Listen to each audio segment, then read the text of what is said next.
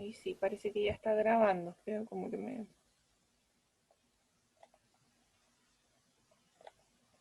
Listo.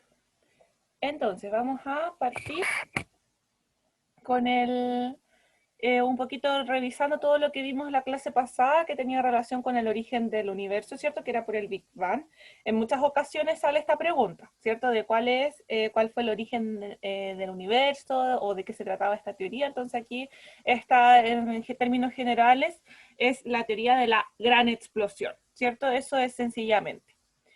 Acá vimos todos los tipos de, todas las teorías del origen de la vida que vamos a estudiar. Y partimos por el creacionismo, en donde decíamos que la materia viva surgía espontáneamente de materia en descomposición o de barro, lodo, ¿cierto?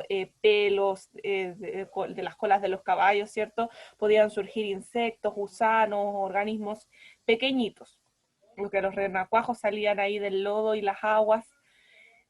Aristóteles fue uno de los que lo apoyaban, Lamarck fue otro de quienes lo apoyaban, pero habían algunos detractores, ¿cierto? El primero fue Francisco Redi, y los detractores se basaban en experimentación científica para poder ir en contra o contrarrestar esta teoría.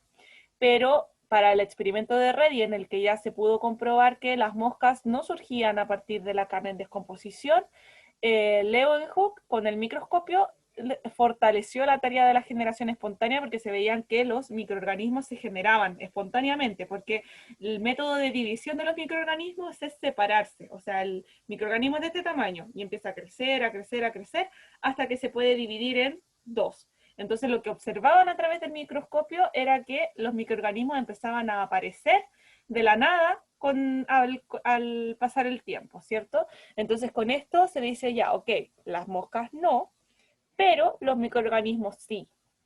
Entonces, para poder contrarrestar esta teoría de la generación espontánea, tuvo que llegar Pasteur, ¿cierto? Luis Pasteur, con este experimento que hizo en el que finalmente comprobó que los microorganismos no nacían de la nada, sino que venían del aire y que en el aire hay microorganismos que permiten que estos crezcan en los tubos de ensayo, etcétera. La teoría de la panspermia la vimos también y esta afirmaba que la vida llegó en un meteorito, ¿cierto? Esta teoría está bastante aprobada, se piensa que es muy posible que haya sido así y esto explicaría el origen de la vida en la Tierra. Pero el problema de esta teoría es que no explica el origen de la vida como tal, ¿cierto? Sino que lo transporta a otro lugar del universo. Entonces ahora tenemos que estudiar el origen de la vida, pero en otro planeta, en otro lugar. Y eso no es lo que queremos, porque nosotros queremos saber el origen de la vida como tal. De tal manera que esta teoría nos dice que tal vez pudo haber caído un meteorito con un organismo vivo, pero que esto transportaría la duda de cómo se originó la vida a otro lugar del universo. Luego vimos la evolución química de la vida, describimos la atmósfera y que se podrían crear, a través de esta atmósfera primitiva, se podían crear materiales orgánicos y que esos materiales orgánicos que eran creados a través de esto se podían ir coaccionando, ¿cierto? Hacer una relación como estable para formar pequeñas celditas que en el caso de Oparín los llamó coacervados, ¿cierto? Que era este posible como estructura celular, como crear una primera célula viva a partir de estas moléculas orgánicas. Ya él podía comprobar, se puede comprobar la formación de coacervados en un laboratorio, pero el problema es que estos no alcanzan a originarse como vida, porque para que un organismo sea vida como tal, debe tener hartas características, debe tener un metabolismo propio, debe poder alimentarse de forma autónoma, debe poder reproducirse de forma autónoma, además debe poder copiar su propio material genético. Para poder reproducirse, tienen que ser capaces de copiar el material genético, de hacer una copia, porque así después se puede dividir y reproducirse. Otra razón, otra forma de ser vivo es que tú te puedes adaptar al medio. No puedes ser susceptible a los cambios del medio ambiente, sino que tienes que tener la capacidad de adaptarte a los cambios del medio ambiente, a cambios de temperatura, a cambios de presión, a cambios de si estamos en un medio líquido o en un medio gaseoso, ¿cierto? A cambios que hay en el entorno. Entonces, estos coacervados no cuentan con todas esas características, ya cuentan con solo algunas, de tal manera que no son seres vivos, no tienen una autonomía vital como la tenemos los seres vivos.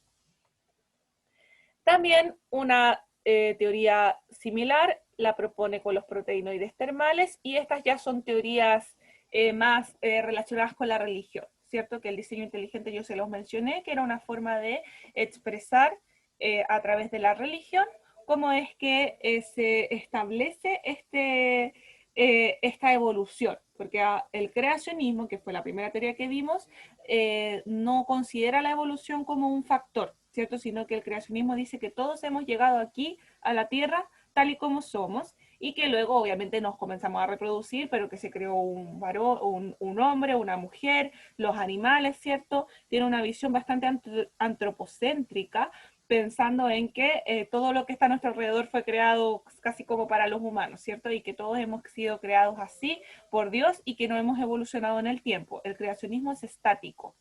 En cambio, el diseño inteligente piensa que hubo un creador que puso los sustratos necesarios y diseñó el plan para que todas las cosas fueran ocurriendo como ocurrieron durante los miles de millones de años, y de esa manera evolucionáramos hasta los seres humanos, pensando en que los seres humanos somos el último eslabón de la cadena, o sea que después de los seres humanos no hay otro, pero tampoco es probable, tal vez los seres humanos también tienen luego una evolución superior, ¿cierto? No lo sabemos, pero el diseño inteligente dice que sí, que se diseñó esto y que tenía un fin, y que el fin es los seres humanos. Luego vimos el lamarquismo, comenzamos con las teorías evolutivas. Ya hasta aquí llegamos con las teorías del origen de la vida, y aquí empezamos con las teorías evolutivas. Y vimos en el lamarquismo que Lamarck, que fue el primero en hablar sobre evolución, propone que hay un deseo interno del ser vivo, del organismo, que genera el cambio. El impulso interno conduce a la perfección de las especies, y el uso y desuso de los órganos hace que estos se vayan estableciendo. Y el ejemplo típico que también sale en la guía es el ejemplo de la jirafa, ¿cierto? Que la jirafa seguramente, según Lamarck, era como una cebra, como un caballo, como cualquier organismo de cuatro patas, ¿cierto? Como una cebra, muy similar a una cebra, pero que este organismo que comían de los árboles, porque eran altos, comían de la parte baja de los árboles, querían cada vez llegar más arriba para conseguir más alimento, y el que alcanzaba a llegar más arriba era más apto, conseguía más alimento, sobrevivía mejor, de tal manera que mientras más alargaban su cuello, ese deseo interno de llegar más arriba a la copa del árbol para obtener la comida, hacía que los cuellos de las jirafas crecieran, y eso generaba finalmente la evolución, ¿cierto? El deseo interno. Yo querer crecer mi cuello, ¿cierto? Y que eso iba a hacer que el cuello creciera, y que después esa característica que se había desarrollado durante la vida se heredaba a la descendencia, o sea que la jirafa de cuello largo le heredaba el cuello largo a sus hijos, y de eso dependía la evolución. Entonces, este último punto es súper importante. La herencia de los caracteres adquiridos. Estos caracteres adquiridos se pueden heredar. Yo, para terminar la clase del martes pasado, porque hasta aquí llegamos, les comenté que existen los caracteres adquiridos. Efectivamente, nosotros podemos desarrollar estos caracteres adquiridos, porque son características físicas finalmente que nosotros desarrollamos, o características cognitivas, todo eso. Pero no se heredan. O sea, para que una persona sea un atleta, tiene que entrenar toda su vida, porque sabemos que la genética determina muchas cosas. La genética determina cuánta masa muscular, qué tipo de masa muscular, ¿cierto? Determina hartas cosas, y hay personas que predispuestas genéticamente pueden ser atletas, que tiene una predisposición genética, pero si esa persona no se entrena, no va a desarrollar musculatura. La musculatura es un carácter adquirido. Yo tengo que entrenar, tengo que hacer ejercicio para desarrollar musculatura. A lo mejor desarrollo musculatura muy rápido porque mi genética lo dice, o a lo mejor desarrollo musculatura lentamente porque mi genética lo dice, pero en ambos casos yo no nazco musculoso, ¿cierto? Nadie nace musculoso ni musculosa. Hay que desarrollarlo con el tiempo, de tal manera que esos músculos que yo gané en mi vida no se van a heredar a mi descendencia. O sea, mi descendencia van a ser una guaguita, no van a ser una guaguita común y corriente, no van a ser un bebé musculoso. De tal manera que estos caracteres no se heredan. Lo mismo con aprender a tocar un instrumento. El que yo aprenda a tocar un instrumento depende de los estímulos que yo haya recibido en mi vida. Es un carácter adquirido poder hacer música. Es una característica del individuo, pero es adquirido.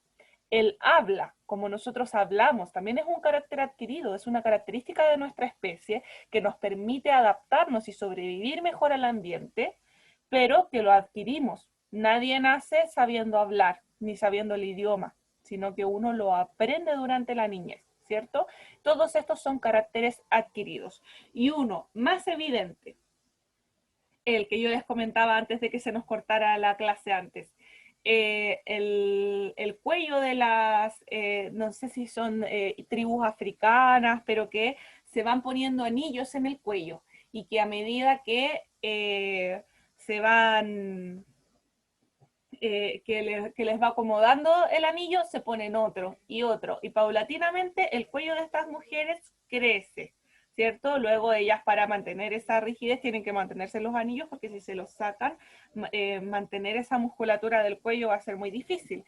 Pero ese alargamiento de su cuello es un carácter adquirido. Las expansiones que se pueden hacer, ¿cierto? Los aritos, todos esos son, especialmente las expansiones, porque los aritos son un accesorio nomás, pero la expansión, finalmente que yo tenga aquí una expansión en mi oreja, es también un carácter adquirido, porque es una nueva característica, una nueva forma de la oreja, cambia la forma, pero eso tampoco se hereda. No es que el que yo adquiera un carácter haga que yo lo herede a mi descendencia.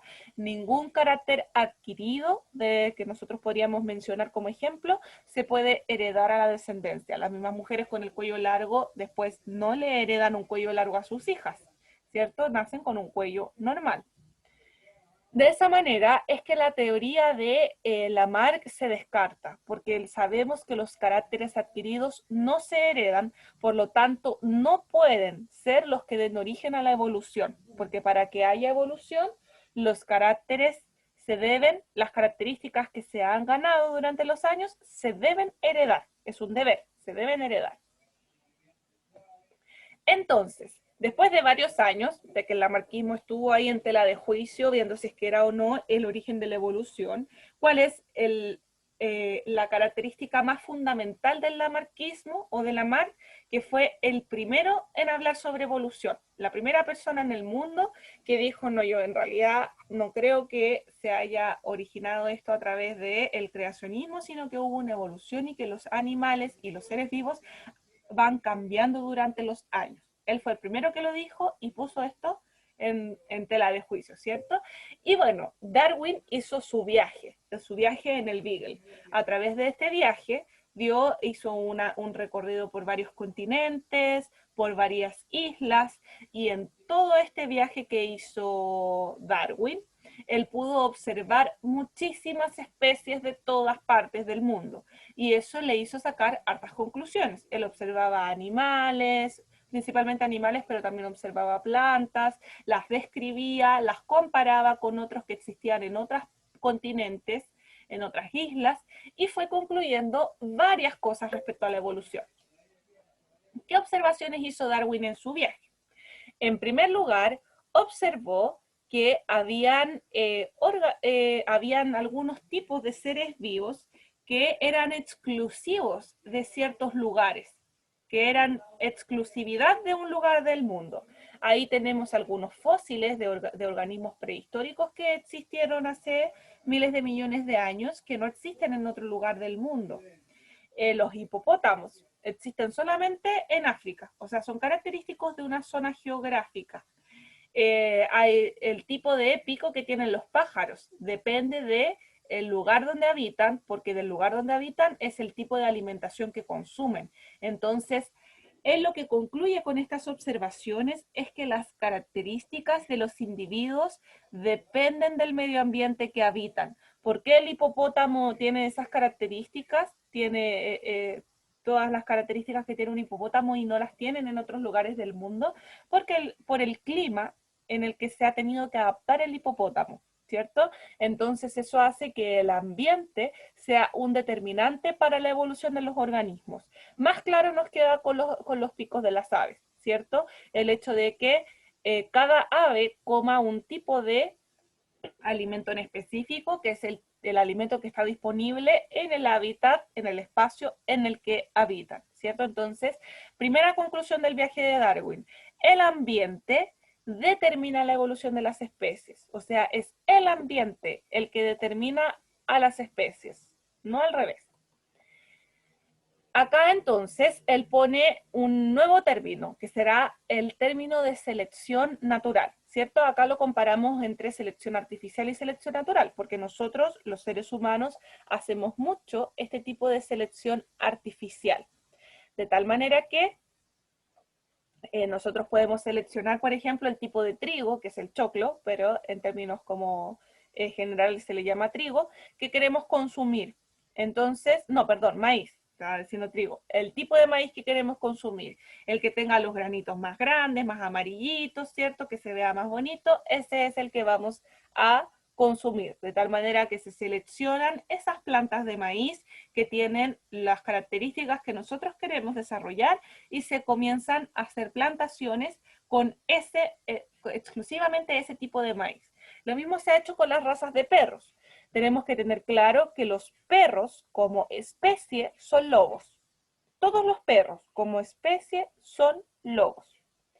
Pero eh, pero han sido seleccionados de tal manera que se han acentuado algunas características. Nacía un lobito más chiquitito, ¿cierto? E inicialmente estos lobos más pequeños se fueron arrimando hacia las poblaciones humanas, porque conseguían alimento, podían proteger a los humanos y probablemente como eran lobos pequeños, eran lobos que habían sido rechazados por su manada, porque tenían un alfa. Y ellos, como no eran alfa, eran más pequeños, con menos capacidades, entonces estaban fuera de la manada y eso era un peligro. Entonces el modo de adaptación que tuvieron los lobos pequeños, de menor tamaño que los alfa, fue arrimarse a las poblaciones humanas, ¿cierto?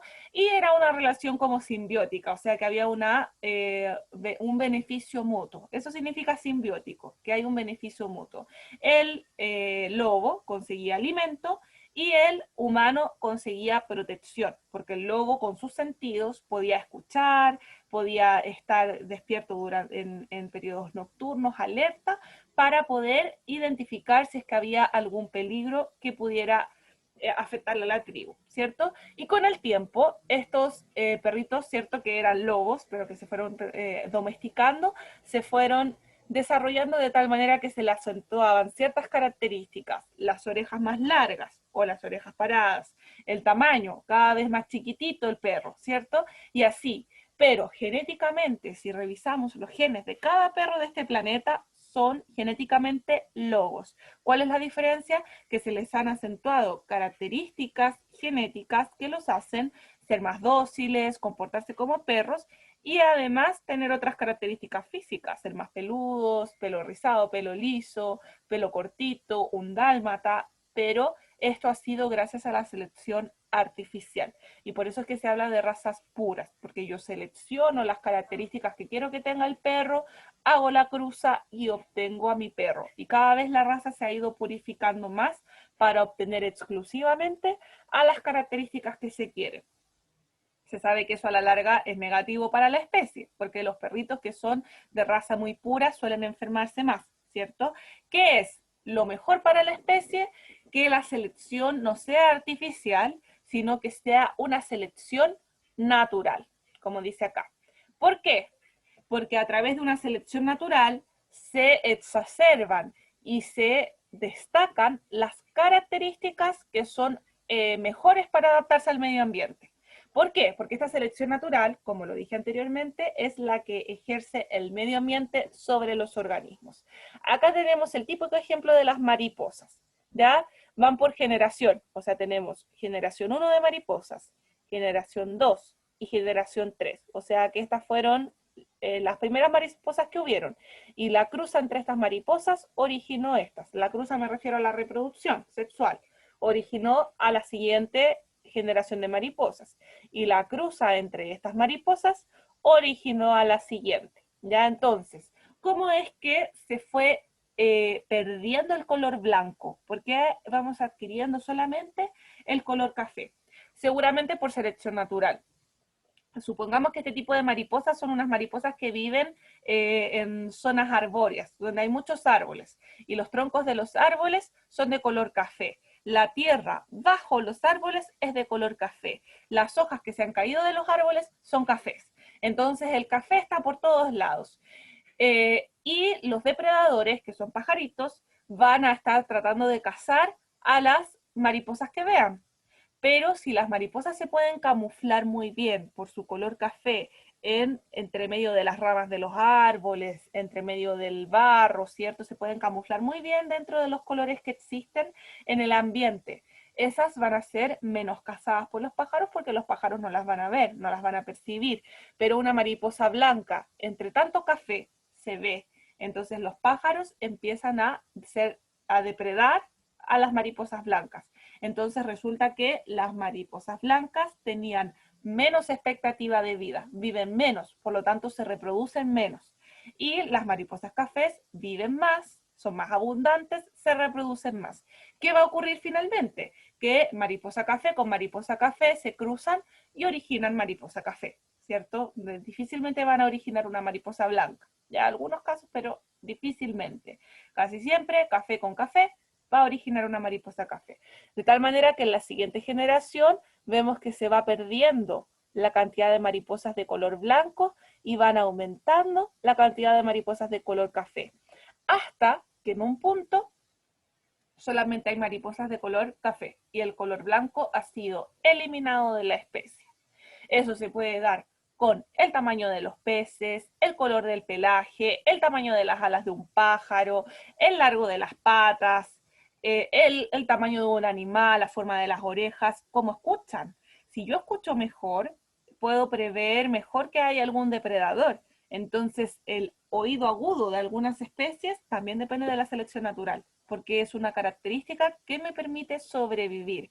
Y las especies que sobreviven más, que se adaptan mejor al medio, que tienen mejor capacidad de supervivencia, van a ser las que van a dejar más descendencia. Entonces, mientras más descendencia dejen, más heredan sus características que las han favorecido durante todos estos años para sobrevivir, y esa es una adaptación.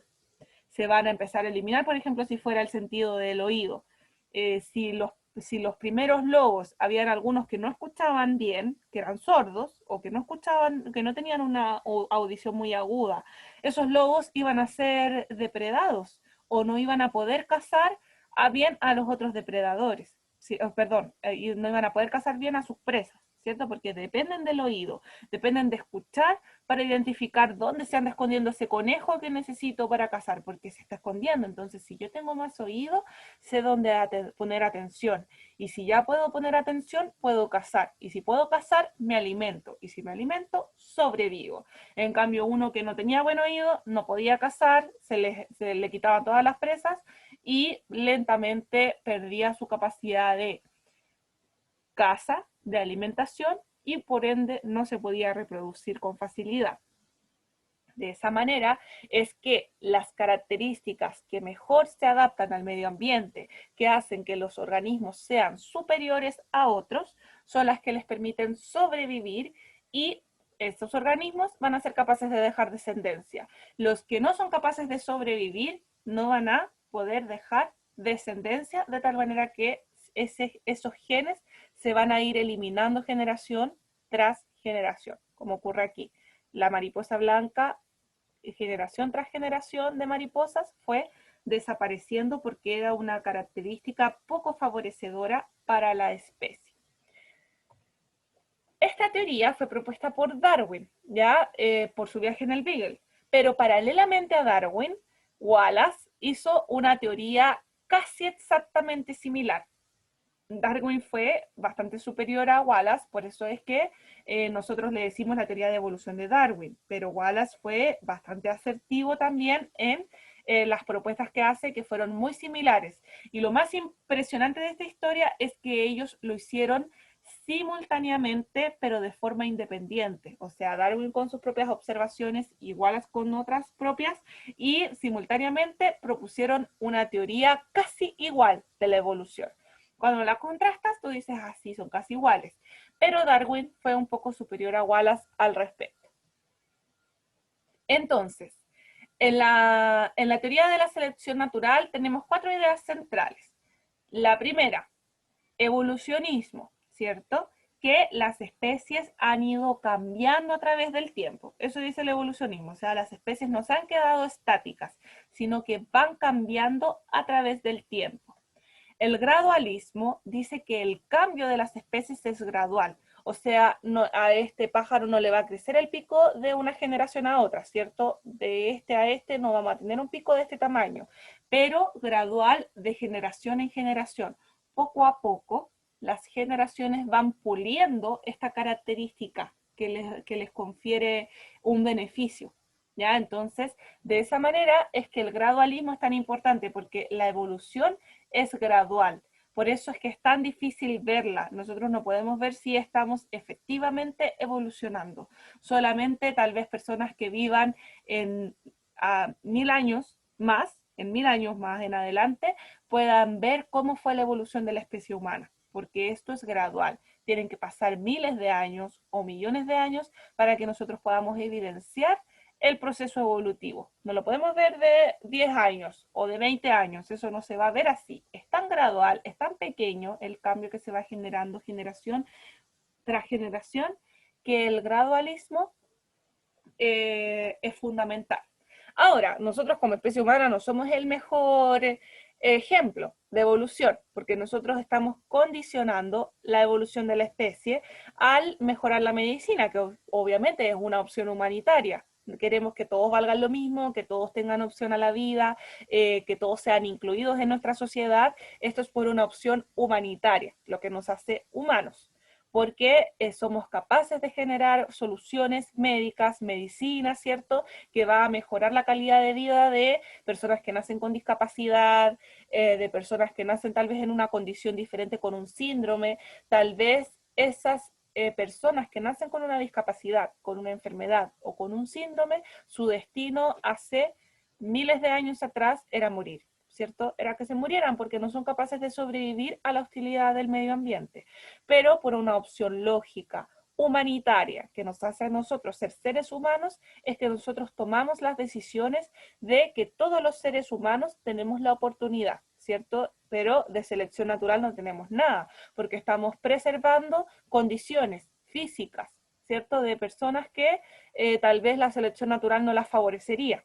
Entonces, nosotros no somos ejemplo de selección natural, porque estamos permitiendo que dentro de todos los medios que tengamos podamos sobrevivir todos, ¿cierto? Dentro de los que tienen los medios de hacer, ¿cierto? Porque sabemos que lamentablemente este humanismo, esta decisión humanitaria de que todos sobrevivan, depende al final del dinero, ¿cierto? Si no hay dinero, entonces ya se acabó lo humano, y que cada uno valga que cada uno se valga como pueda, ¿cierto? Pero en términos de selección natural estamos fuera de foco, ¿ya? En cambio, los animales silvestres siguen su proceso de evolución a través de la selección natural, porque se tienen que adaptar al medio y solamente los más aptos sobreviven. También la selección natural estipula un origen común. Dice que hay un origen común para todas las especies.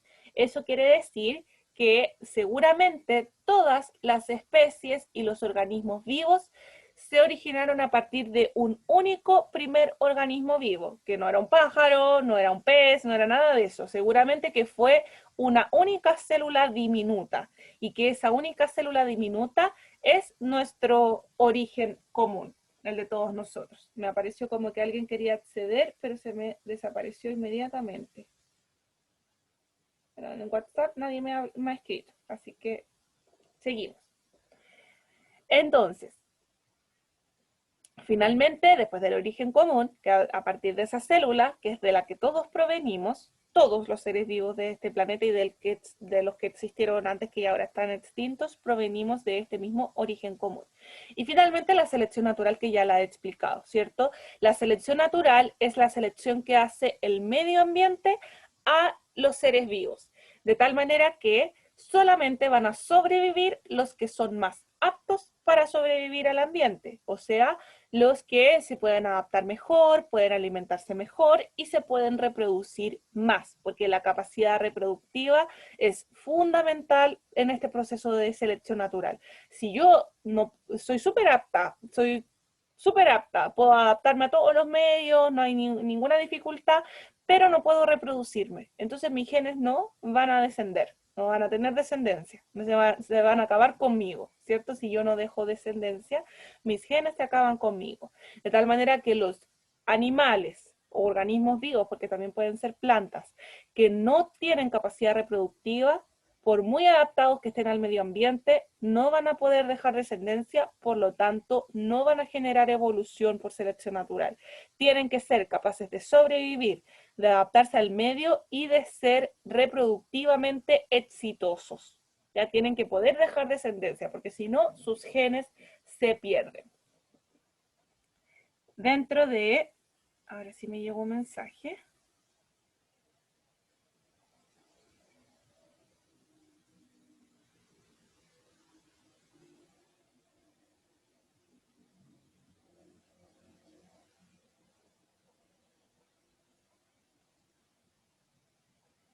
Ya, ahí después les voy a mandar, que me estaban pidiendo que mandara un video. Ahora sí, entonces, para las condiciones que necesitamos para que opere esta selección natural es primero variabilidad genética. Necesitamos variedad de genes. Por eso es tan importante que no seleccionemos únicos genes, que no seleccionemos esos únicos genes, sino que haya variedad. Por eso el perrito mestizo, que tiene variedad de genes, es más resistente a los alimentos, al ambiente, a todas estas adversidades que hay. El perro mestizo es mucho más resistente a el perro de raza, especialmente los perros chiquititos, ¿cierto? Que han sido muy modificados, porque podríamos decir que los pastor alemán, todos estos perros que son grandes, que son casi como lobos, ¿cierto? Los siberianos, todos los perros que nosotros los vemos y son como pequeños lobitos, ¿cierto? También están súper bien adaptados. Algunos sufren enfermedades, los que tienen características más particulares, pero en general los pastores alemanes están súper bien adaptados, no suelen sufrir muchas enfermedades, son bastante resistentes, pero el más resistente de todos siempre va a ser el fiel quiltrito, ¿cierto? Porque tiene mayor variabilidad genética, puede sobrevivir mejor a la adversidad. Presión de selección. ¿A qué se refiere esto? A que el medio ambiente genera alguna presión. Por ejemplo, pocos recursos, poco alimento. O sea, hay poco animal que pueda recibir este alimento. Entonces, como hay poquitos animales que puedan recibir el alimento, tienen que pelearse, ¿cierto? Tienen que competir por el alimento. Perdón, al revés, no es poco animal. Hay poco alimento para muchos animalitos. Ahí sí, está distraída. Hay muchos animales y hay poco recurso, hay poco alimento. Entonces, todos esos animales tienen que pelearse por el recurso. Y el que sea más apto, mejor, va a sobrevivir mejor a esta selección, ¿cierto? El que pueda conseguir más alimentos, sea más ágil, sea más rápido, pelee mejor, es el que va a poder adaptarse mucho mejor. Hola Matías, bienvenido. Hola, profe, ¿cómo estás? Perdón por la hora, que Sí, no estaba te entrenando preocupes. y se me perdió la noción del tiempo. Ya. Lo siento, de verdad. Puedes Mira, seguir, perdón. ahora sí me llegó tu mensaje también, parece que tenías dificultades en internet, porque como Sí, que no me aparecía, pero ahora ya Sí, lo lograste. Vale, Bien, no vale, te profe. preocupes. Estamos partiendo. En base a la última clase, nosotros quedamos en las teorías evolutivas y estamos en la teoría de evolución de Darwin, que es de la selección natural, ¿ya? Lo primero y más claro que tienes que tener para poder continuar con claridad esta clase es que la selección natural es la selección que ejerce el medio ambiente a los organismos. O sea, hay diversas como hostilidades del medio ambiente a las que un organismo tiene que sobrevivir, especialmente un organismo salvaje. Ujú, Eh, claro. por ejemplo, a los depredadores, a las temperaturas, Colmillo, o alguna cuestión así, claro. No, no, claro. sí, sí, lo tengo bien claro. Entonces, dependiendo de cómo ellos pueden adaptarse a este medio ambiente, es la descendencia que van a dejar, porque Ujú, para Darwin lo más importante es que ellos se puedan cruzar entre ellos mismos, ¿cierto? Que puedan dejar descendencia, porque claro. eso va a evidenciar el éxito de la especie. Y acá el ejemplo de las mariposas te muestra que las mariposas cafés están mejor adaptadas al ambiente. Se sugiere que posiblemente es porque se pueden camuflar mejor entre medio de los árboles, de las ramitas, ¿cierto? Se pueden camuflar mejor para que los pájaros no depreden. En cambio, las blancas, que son mucho más llamativas, los pajaritos las ven más, entonces las depredan más. Eso quiere decir que las mariposas blancas vivirán menos porque son más depredadas, se mueren antes, Sí, de tal sí. manera que las cafés son más exitosas. Entonces la descendencia cada vez es más mariposas cafés y menos blancas. Claro, porque van muriendo las blancas, pues. Claro, Y va. justamente. Sí, sí, no, sí entiendo esa cuestión de los genes y el ADN. Ya, súper. Entonces en eso estamos súper claros. Así Vale. es como opera la selección natural, ¿cierto? Entonces, estábamos hablando de que para que haya selección natural necesitamos variabilidad genética, que haya variedad de genes, porque así vamos a tener de dónde escoger, ¿cierto? Los genes que son mejores para la especie y los que debemos ir eliminando, de tal manera que la variabilidad genética es fundamental. La presión de selección tiene que operar porque tiene que haber una presión del medio ambiente, tiene que haber pocos recursos, poco alimento, poco hábitat, de tal manera que las especies tengan que adaptarse. La presión de selección también es el depredador, que haya un depredador, es una presión que tienen las especies para adaptarse al medio, porque si fuera todo perfecto, las especies no tendrían ninguna necesidad de adaptarse, ¿cierto? No tendrían ni que correr más rápido, ni que camuflarse, ni que conseguir alimento, porque estaría el alimento ahí disponible, nadie se tendría que camuflar, y todos serían todos felices y no habría evolución. Pero como hay una presión del medio ambiente para adaptarse, que es esta presión de selección, es que finalmente ocurre esta selección natural. Por otro lado, existe una reproducción diferencial, porque las reproducciones en los organismos vivos no son aleatorias, especialmente en los organismos, en el reino animal, ¿cierto? Sabemos que no es una reproducción aleatoria, que desde los seres humanos hasta los peces, los pájaros, seleccionan una pareja sexual para reproducirse. Algunos, como las aves y los seres humanos, la seleccionan para toda la vida, o sea, la mayor en su mayoría las especies de aves seleccionan una pareja sexual y forman una familia, de hecho. O sea, son pareja para toda la vida. En los seres humanos en general también, y en algunas especies de peces también, pero hay otras especies que por ejemplo, hay un alfa, ¿cierto? Como los leones, en donde el alfa es el macho que aporta a la reproducción y se puede reproducir con todas las hembras de la especie. Entonces ahí va dependiendo. Pero sí hay una reproducción diferencial en la que se le selecciona al mejor a la mejor pareja posible. En general, esto, excepto por los seres humanos, tal vez ahora, es por condiciones de dominancia, ¿cierto? Porque generalmente la mujer no, la hembra de la especie, el pájaro hembra, la hembra de la especie selecciona al macho. Generalmente es así, especialmente en las aves. De tal manera que existe esta especie de cortejo en las aves para poder seleccionar al mejor y más viable pareja reproductiva pensando en la descendencia, ¿cierto? Podemos tener claro que actualmente los seres humanos no lo hacemos como lógicamente de esa manera y las aves tampoco lo hacen lógicamente de esa manera. No piensan, esta es mi mejor opción reproductiva porque voy a tener los mejores genes para mi descendencia. Esa es una teoría, pero las aves no lo hacen con un pensamiento lógico como lo haríamos los humanos, ¿cierto? Sino que lo hacen comportamientos intuitivos. Pero el asunto aquí es que la reproducción es diferencial. No se reproducen todos con todos, se seleccionan las mejores parejas reproductivas, por lo tanto, solo algunas características se heredan. Y eso también favorece la evolución. Y la herencia tiene que ser parte de la evolución porque tengo que ser capaz de heredar las características para que haya evolución. Profe, el tema de la diferencia de sexual, onda cuando se van a parear y todo el tema, va también ligado con un tema muy hormonal, perdón. Sí, de O, feromonas, del tipo claro, las feromonas son un tipo de hormona que se emana, sí, ¿cierto?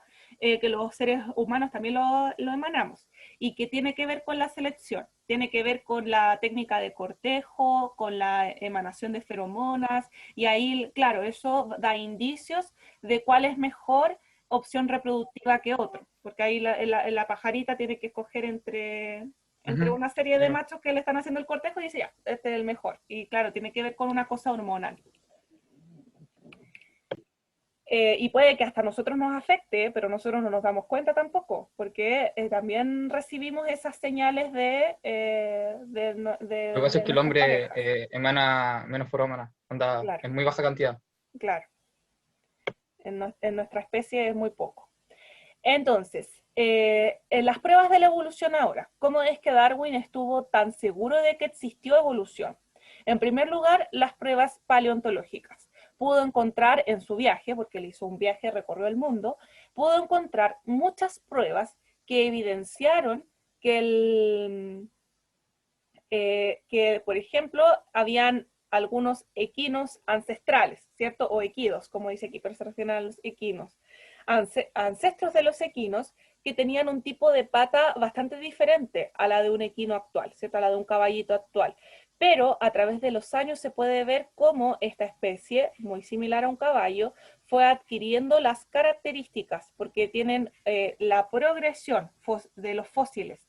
Los fósiles iban avanzando progresivamente. Acá tenemos registro fósil, registro fósil, registro fósil, y podemos ver cómo paulatinamente las patas de los caballos se fueron adaptando para un galopaje más veloz, también para tener más altura, que los permitían adaptarse mejor al medio. Y esto se demuestra que la evolución fue gradual, progresiva, y que permitió heredar los genes que le permitían una característica mejor adaptada al medio, de tal modo que se ha logrado reconstruir historias evolutivas completas, como la que condujo hasta el caballo. Los antepasados del caballo fueron cambiando y gradualmente fueron perdiendo dedos como adaptación a la carrera veloz, ¿cierto? De esta manera es que podemos encontrar muchísimas pruebas paleontológicas que van mostrándonos progresivamente cómo ocurrió la evolución de algunas especies de animales, inclusive la nuestra. Hay un montón de fósiles humanos que muestran cómo las caderas, la columna, la posición de las piernas fueron cambiando para originar al Homo sapiens sapiens que somos nosotros. Pero antes existieron hartos homos, ¿cierto? Homo erectus, Homo habilis, que tenían características craneanas y características óseas muy diferentes. Entonces eso está comprobado, el avance progresivo desde el simio hasta el humano.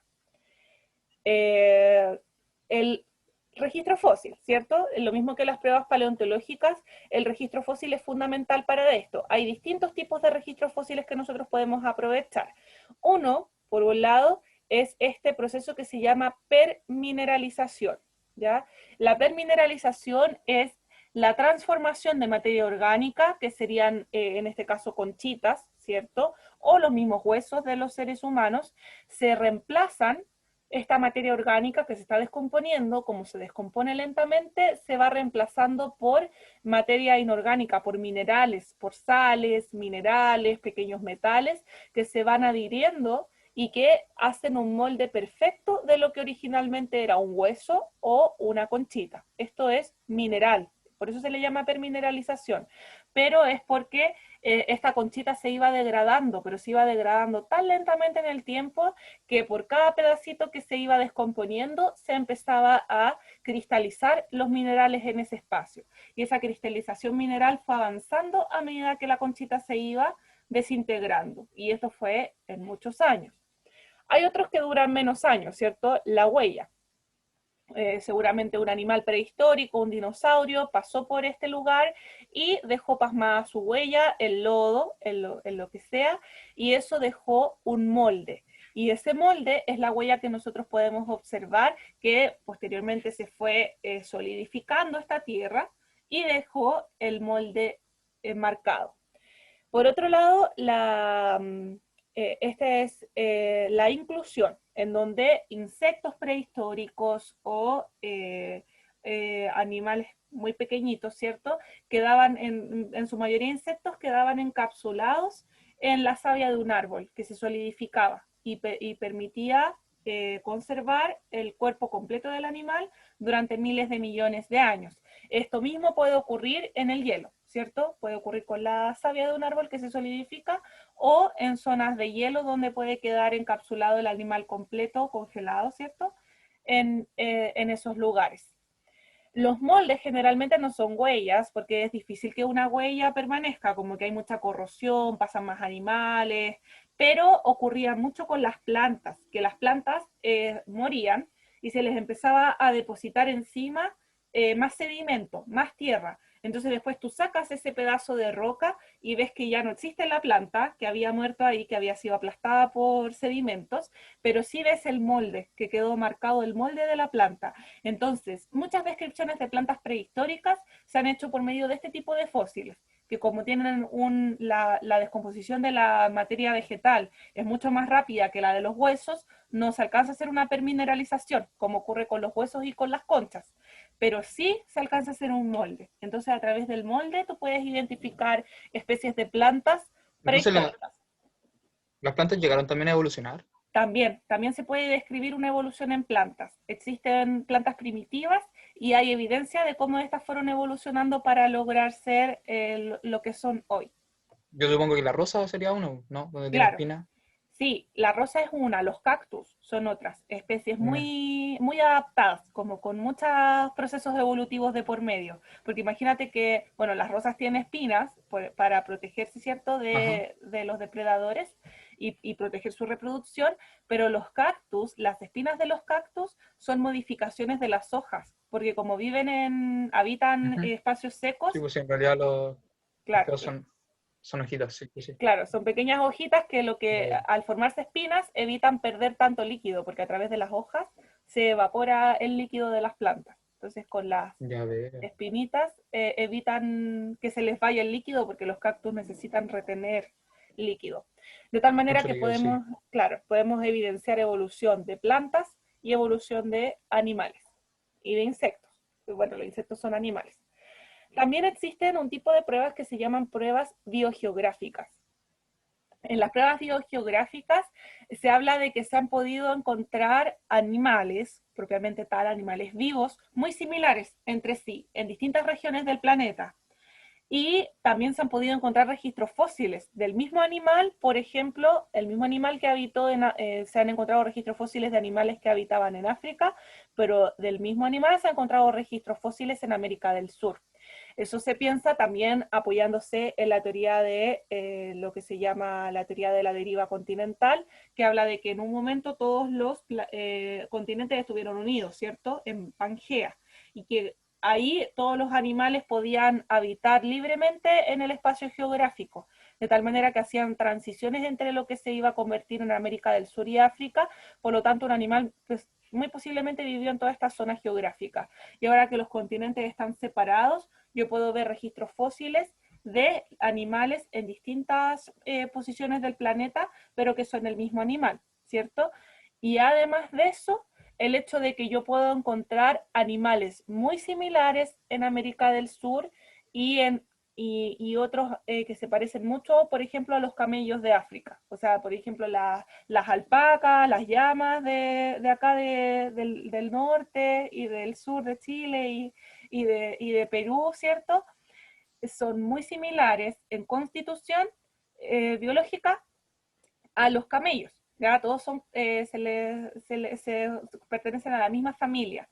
Obviamente cada uno con sus propias características que nos comprueba la evolución, tienen un origen común, se originaron común en un mismo punto, pero fueron evolucionando debido a los diversos medios ambientes que hay. Creo que tengo una imagen. No, creo que hasta ahí me... Acá está. Acá está la llama, por ejemplo, la alpaca, el guanaco, la vicuña, son todos emparentados genéticamente. Emparentados también con los camellos. Entonces, el hecho de que ellos tengan un origen común, ¿cómo lo explicamos si hay un mar inmenso entre ambos continentes? Seguramente porque en un momento los continentes estuvieron juntos. Y al separarse los continentes, eso provocó que cada uno que provenían del mismo ancestro fuera adquiriendo características propias por la evolución, por la selección natural. Entonces esto por supuesto que es una evidencia de selección natural. El ambiente, el clima que tienen que soportar este tipo de animales alrededor de la cordillera de los Andes versus el clima árido que tienen que soportar los camellos en África y en una parte de Asia, ¿cierto? Es lo que ha hecho que cambiaran algunas de las características de estos animales. No sé si aquí te querías agregar algo, Matías. No, o sea, yo la otra vez estaba viendo un documental precisamente de que América estaba toda junta y que, si no me acuerdo, Lago Lagonés, creo que era, habían placas que estaban juntas, o sea, como que sobrepuestas, po. Y una de esas placas, que era roca obviamente, era parte del Gran Cañón de Colorado, de Estados Unidos. Claro, Entonces, tienen las unión, mismas características y claro, esas son pruebas de que los continentes estaban unidos, estaban porque juntos. podemos estudiar las características de las placas tectónicas y de las grandes masas terrestres y son el mismo tipo de rocas, son Ujú. idénticos. Así Claro, que entonces con el mismo movimiento se iban, ¿cómo se llama esto? Cuando se enciman, por así decirlo. bueno, Eh, puedes decir que se superponen, pero eso tiene un nombre como más técnico, que es como subducción, como que... claro. Bueno, la cosa es que una roca pasaba hacia otra y Ujú. así se iba formando las placas y eso estaba debajo tierra, pues. Entonces llegó un momento que descubrieron eso y así como que llegaron a la finalidad existente que en realidad todo el continente era uno. Y después Claro. a medida del tiempo de los temblores y todo lo que pasó, eso fue separando y adaptando, como usted está Claro, diciendo. y es lo que vemos hoy, y sabemos que hoy también se están moviendo, o sea que hay cambios Claro. geográficos, son súper lentos, no los podemos evidenciar, pero sabemos que Vamos a los tener cuatro continentes, brazos, cuatro ojos. pero el cambio va a ser muy lento, así que no lo sé. Primero tiene que nacer un bebé bien adaptado, porque como tú Sí, te fijas, la adaptación tiene que ser por un valor genético que ya tenemos, o sea, sí. algo de nuestra genética, por ejemplo, estaban diciendo del dedo meñique. Yo me acuerdo que hablaban de que el dedo meñique iba a desaparecer porque Claro, no lo sí, también me usábamos. contaron esa historia. Claro, entonces el dedo como que supuestamente el Como no lo meñique, ocupamos, claro, poco y se iba uso. a ir haciendo más pequeñito cada vez y se iba a desaparecer. Es poco probable porque tiene que ser algo mucho más importante. En nuestro caso, de los seres humanos, nuestra evolución va más ligada a nuestro conocimiento, a nuestro entendimiento, a nuestra comprensión. Si comparamos lo que nosotros podemos aprender hoy a lo que se sabía hace 100 años atrás, es así, ¿cierto? Sí, es Entonces, enorme. Pero igual yo encuentro que estamos involucionando en vez de evolucionando, mm, en algún sentido, puede ser, a puede mí me ser. parece. Sí, en varios sentidos, en sentidos Sí, físicos y en sentidos cognitivos, puede ser, porque en sentido físico el deporte, si no es fomentado, ¿cierto? No se hace. claro, Y no es como una necesidad tampoco, es solamente una necesidad para quienes lo hacen a diario. recurrentemente, claro. Sí, Pero sí, para quienes no han generado un hábito, no es nada, no es para nada una necesidad. claro. Y la parte cognitiva también, pues por eso es súper importante lo que nosotros podamos hacer con respecto a la educación y a nuestro futuro, porque así nosotros fomentamos nuestra propia evolución, nuestro conocimiento, que fomentemos el avance científico, el avance en las ciencias sociales, que nos permitan ir desarrollándonos y no, por lo menos en el área Es que yo lo veo así, cognitiva. si uno nunca le enseña, no sé, porque que existiera la silla, dar un ejemplo literal, uno crearía de nuevo la silla, po, y no Claro, estaría progresando al fin y al cabo. Entonces no habría un estudio a base de la silla literal, po, y para justamente. progresar y para hacer más cómoda a la persona para sentarse, po, sino que simplemente se queda con eso y nos saca una idea mejor. Entonces, claro. si no se enseña, igual es complicado.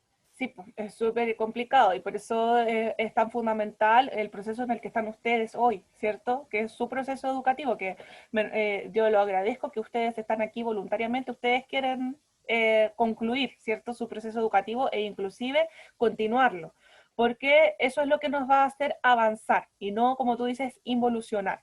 Porque nuestra evolución, más que ligada a nuestras capacidades físicas, a que desarrollemos otro brazo, ¿cierto? O cola, no sé, es un desarrollo cognitivo que nos Cognitivo, claro. permita adaptarnos a las adversidades, poder solucionar los problemas que existen hoy, tiene que ser todo a través del conocimiento, porque es nuestra única ventaja frente a los demás, porque siempre que yo hablo de esto con los cursos más chicos, ellos me dicen, pero profesora, las plantas son el mejor organismo vivo y nosotros somos una No, pues, escoria al lado de las plantas, ¿qué hacemos aquí? Siempre me dicen eso, es que como si que se nosotros no sienten. existiéramos, estaría complicada la vida. O sea, puta, a ver, que hay tantos factores que afectan todo Sí, eso que sí, bueno, podría da estar para así largo. como, no sé, 3 horas hablando de lo mismo. Claro, después lo conversamos entonces. Ahora, otro ejemplo de pruebas biogeográficas es cuando hay zonas altamente aisladas, ¿ya? Porque estábamos viendo que se tenían un origen común, pero habían sido separados, ¿cierto? Por la separación de los continentes, desarrollaban características dependiendo del ambiente en el que se tenían que desarrollar. Pero imagínense un ambiente aislado como una isla. Acá tenemos ejemplos de animales que se dan únicamente en Oceanía o específicamente en Australia, ¿cierto? Acá tenemos fauna de Australia. Son organismos súper extraños. Acá siempre dicen, por ejemplo, para el ornitorrinco que no puede ser que haya evolucionado eso, que tuvo que ser, que tuvo que haber sido creado esto, ¿cierto? Que hubo una intervención en el momento que se creó el ornitorrinco, pero no hay pruebas de eso. Solo sabemos que el ornitorrinco, el equidna, el canguro son especies con características súper particulares y que esas características se dan únicamente en una isla que es Australia. En otro lugar del mundo tú no encuentras este tipo de animales. Y eso debe ser por el factor evolutivo, que ellos han estado en un continente cerrado por miles de millones de años, separado de los demás, porque además fue uno de los primeros en separarse. De todos los continentes que estaban juntos al principio, uno de los primeros en separarse de los demás fue Oceanía, Australia propiamente tal. Entonces tiene una flora y una fauna súper particular. Y esa es una prueba biogeográfica de la evolución. Y que de la evolución, perdón, que la evolución depende del medio ambiente en el que estén los individuos, en la planta, el animal. De tal manera que la extraña fauna de Australia refleja su aislamiento evolutivo del resto de los continentes. Las especies de mamíferos evolucionaron independientemente de otras partes del mundo. Esto es una prueba biogeográfica más de la evolución, ¿cierto? Y acá tenemos un montón de fósiles que también nos ayudan a probar biogeográficamente. Tenemos restos fósiles del Sinonactus del periodo Triásico en Sudamérica y África, o sea que en algún momento vivieron juntos y muchos de los animales que se han originado en Sudamérica y en África han evolucionado de este origen común y nosotros los podemos comparar. Y así con fósiles de plantas, con fósiles de reptiles, donde podemos encontrar zonas en donde existan este tipo de reptiles, ¿cierto? Estos más que nada como que se han ido hacia el norte, porque podemos encontrar este tipo de reptiles en climas como de Brasil, como más hacia arribita, ¿cierto? Pero en algún momento estuvieron en esta zona, pero se fueron adaptando también al continente. Otro tipo de pruebas son las pruebas anatómicas. En el caso de las pruebas anatómicas tenemos dos tipos de órganos, los órganos homólogos y los órganos análogos. Estas son pruebas evolutivas porque nos demuestran que los organismos se tienen que ir adaptando al medio ambiente sea como sea. Los órganos homólogos son los que tienen, perdón, son los que tienen la misma estructura interna, aunque su forma externa y su función sean diferentes. Acá tenemos órganos homólogos. La ala de un murciélago y la aleta de un delfín. Dentro, estructuralmente, son similares, son inclusive similares a la mano humana. Acá tengo al brazo, perdón. Tenemos el brazo humano, similar a la pata de un gato, a la aleta, ¿cierto? De una ballena, en este caso me parece, no sé si es ballena o delfín, pero una aleta, y el ala de un murciélago, ¿cierto? Todos tienen una base similar, en donde vemos los colores nos indican el hueso similar. Obviamente en la aleta el huesito es más corto y lo que serían los dedos es más largo. Acá igual, huesitos cortos y lo otro son los que serían sus dedos, ¿cierto? Ahora, nos quedan 10 minutitos, pero les vuelvo a enviar para... ¡Uy, qué largo salió! Creo, porque partimos a las 8 y recién me está reclamando. Ya llevamos una hora. Súper bien. Entonces, de esta manera encontramos órganos homólogos. ¿Qué nos indica esto? Que probablemente el humano, el gato, la ballena, el murciélago provienen de un ancestro común, ¿cierto? Pero que fueron adaptándose al medio ambiente. Uno se adaptó al agua, otro a volar y los otros, bueno, la mano para tomar cosas y la patita delantera del gato para desplazarse, ¿cierto? Y para ser más ágil.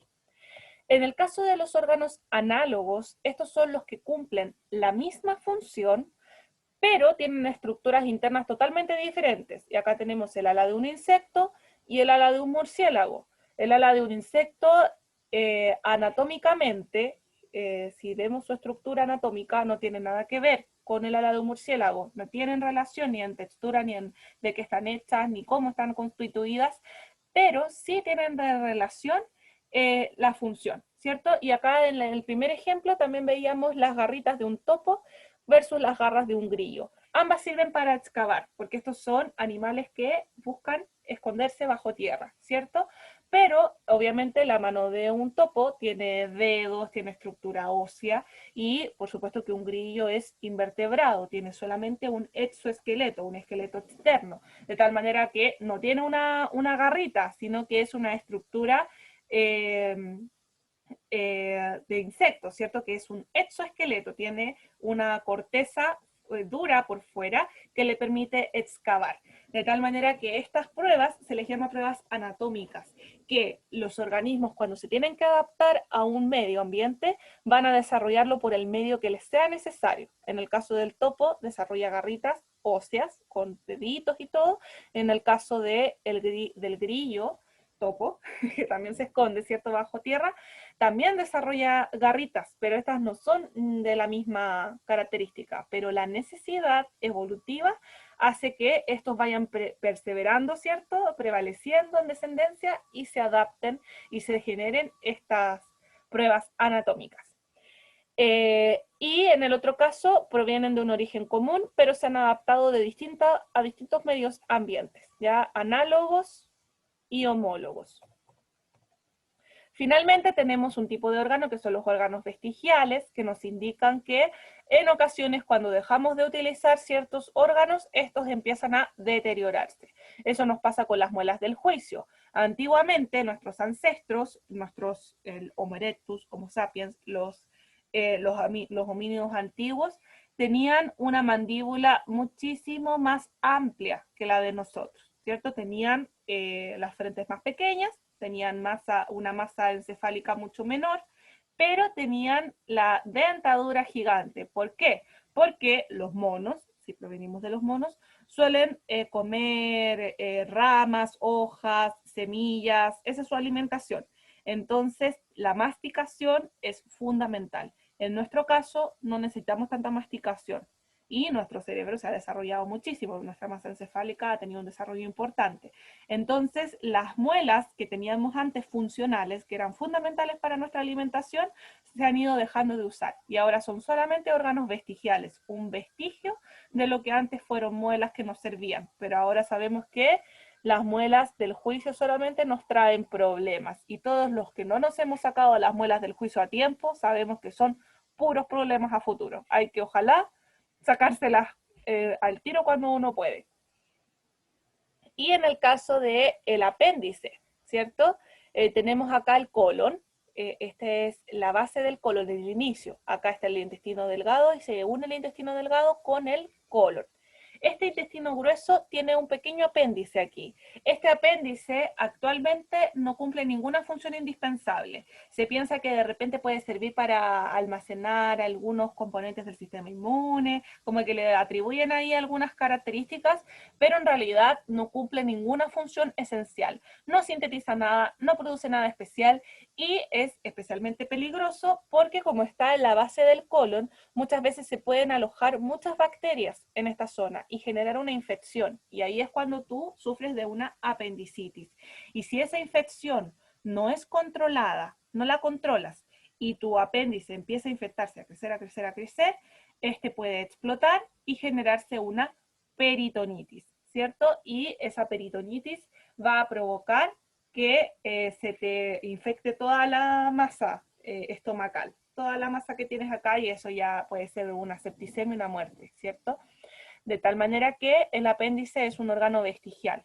¿Qué se piensa que fue el apéndice? O un segundo órgano digestivo, porque, o un tercero, cuarto, ¿cierto? Era un órgano digestivo adicional, porque como la dieta era principalmente herbívora, la absorción de nutrientes es fundamental, porque nosotros teníamos que obtener, si éramos herbívoros, cuando eran monos nuestros ancestros, si nuestros ancestros eran herbívoros, necesitaban un órgano de absorción adicional de nutrientes, porque a partir de los vegetales teníamos que obtener todos los nutrientes. Y nosotros sabemos que nosotros de los vegetales obtenemos casi pura fibra, vitaminas y minerales, pero no obtenemos energía, ni proteínas, ni nada, porque todo eso pasa de largo, porque nuestra digestión es muy rápida.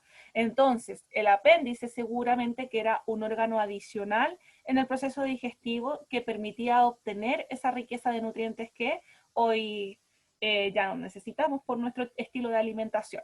De tal manera que el apéndice es un órgano vestigial, que nos indica un estilo de alimentación diferente que tuvieron nuestros ancestros, pero como no se ha utilizado con los años, este se ha ido deteriorando, se le ha dado prioridad a otras cosas y este se ha quedado en casi el olvido.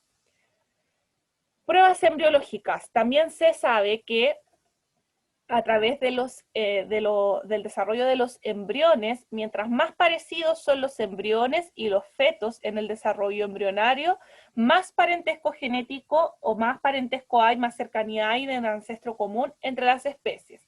Por ejemplo, todas estas debieron tener un ancestro común, pero podemos ver que el pez y la salamandra se alejan bastante rápido del estilo de feto que tiene un pollo, un cordero y un hombre, que somos todos mamíferos y que por eso tenemos el desarrollo embriológico bastante similar, de tal manera que nos vamos acercando dentro de los mamíferos en el proceso evolutivo y nos vamos separando de los peces. Y si comparamos nuestro embrión con el embrión de una mosca, ¿cierto? Con la larva de una mosca y todo lo que significa que nazca una mosca, somos totalmente diferentes, ¿cierto? Porque la relación evolutiva entre la mosca y el ser humano no hay, ¿cierto? Quedó muy al principio del eslabón evolutivo. Otro tipo de pruebas son las pruebas bioquímicas. En el caso de las pruebas bioquímicas, estas se basan en la similitud a nivel molecular que hay entre las proteínas y el ADN. Acá ya nos vamos a nivel molecular. Podemos analizar las proteínas que hay en nuestro cuerpo, el tipo de ADN que hay en nuestro cuerpo y podemos ver semejanzas. Por ejemplo, el hombre con el gorila tienen una diferencia de 1,4%, el hombre y el chimpancé 1,2%.